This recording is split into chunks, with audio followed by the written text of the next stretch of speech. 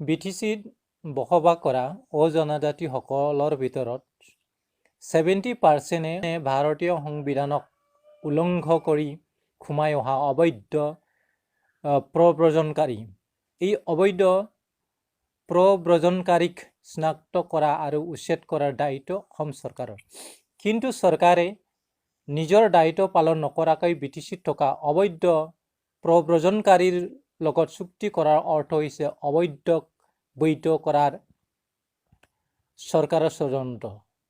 ভাৰতীয় সংবিধানে দিয়া কিছুমান অধিকাৰক চৰকাৰে গুৰুত্ব নিদিয়াৰ কাৰণে জনজাতিসকলে হিংসা বা অহিংসা দুয়োটা পথ লৈ আন্দোলন কৰি চৰকাৰৰ পৰা আদায় কৰিব লগা হৈছিল আৰু চৰকাৰৰ বড়ো জনজাতিসকলৰ দিব লগা হৈছিল। কিন্তু দুখৰ বিষয় যে অবড়োৰ লগত চুক্তি কৰি চৰকাৰে নিজৰ বাওহাতেদি বড়ো জনজাতিসকলক দিয়া সুবিধা হাতেদি ঘূৰাই নিয়াৰ ষড়যন্ত্ৰত নামিছে। জনজাতি এলেকাত বেদখল কৰা মানে সংবিধান বিৰোধী, সংবিধান বিৰোধী মানে আইন বিৰোধী, আইন বিৰোধী মানে চোৰ। চোৰসকলক জেলত ভৰোৱাটোৱে চৰকাৰৰ দায়িত্ব, কিন্তু চোৰক সুবিধা দিবলৈ তেওঁলোকক লগত চুক্তি বহা মানে চোৰৰ লগত চৰকাৰৰ চামিল হোৱা। গতিকে এই চৰকাৰৰ নৈতিক পতন হৈছে, য'ত নৈতিক পতন হৈছে এই চৰকাৰে দেশত শান্তি আনিব নোৱাৰে। কাৰণ চৰকাৰৰ নিজৰ আইন নমানা বিশৃংখলকাৰী। অসমৰ জনজাতিসকলৰ অসমৰ আটাইতকৈ প্ৰাচীন বাসিন্দা। গতিকে অসমীয়াগিৰিৰ মৰ্যাদা প্ৰথমে জনজাতিসকলৰ বাবে পাব লাগিছিল। কিন্তু কিছুমান পৰদেশৰ পৰা অহা পৰদেশী ভাৱ থকা আৰু পৰদেশী ভাষাক অসমীয়া ভাষা বুলি গ্ৰহণ কৰা লোকসকলে এই প্ৰাচীন বাসিন্দা জনজাতিসকলৰ ওপৰত আক্ৰমণক কাৰ্য কৰা দেখা পাইছে।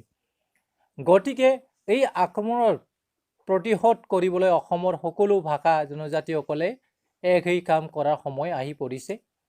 বুদ্ধিয়ক চোৰসকলে হাড় দি থকা মাংস টুকুৰা পেলাই দি ভুকি থকা কুকুৰৰ মুখ বন্ধ কৰি চোৰ কৰাৰ দৰে জনজাতি নেতাসকলৰ গাদী আৰু টকা খাবলৈ সুবিধা দি মুখ বন্ধ কৰি লৈ জনজাতিসকলৰ সকলো লুটিবলৈ টাৰ্গেট কৰিছে।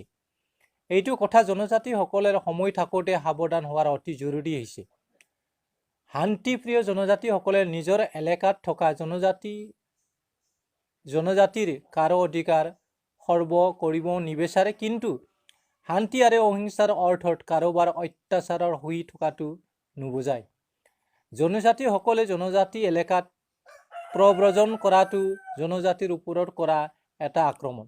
গতিকে এই আক্ৰমণ আৰু অন্যায়ৰ বিৰুদ্ধে হিংসাই হওক বা অহিংসাই হওক এটা জনজাগৰণৰ প্ৰয়োজন হৈছে। সকলো জনজাতি এক হওক, নিজৰ অধিকাৰ ৰক্ষা কৰক।